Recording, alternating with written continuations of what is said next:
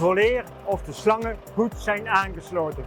Zet de verlichting en de PTO aan. Stel het optimale toerental in. Gebruik bij losgestorte lading de klapplaat ter bescherming van de verlichting en de bumper.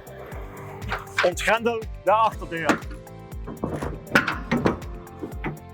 Ontgrendel de veiligheidspal en blijf op een veilige afstand.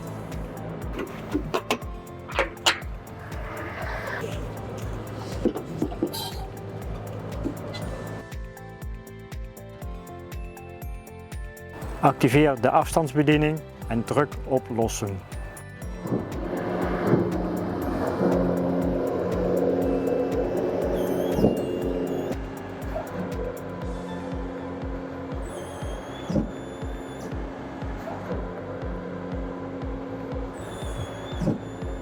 Controleer tijdens het lossen regelmatig de oliedruk.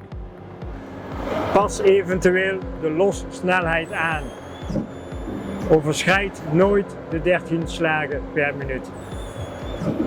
Zet de vloer na het lossen in de achterste stand ter bescherming van de cilinderstangen. Zet de PTO uit. Duw het meeloopschot naar voren. Maak de rubbers en sluitkommen goed schoon.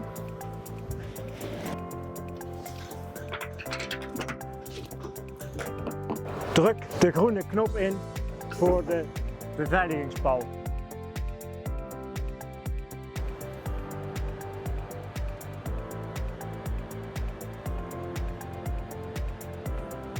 Activeer de afstandsbediening en druk op laden. Houd deze knop ingedrukt.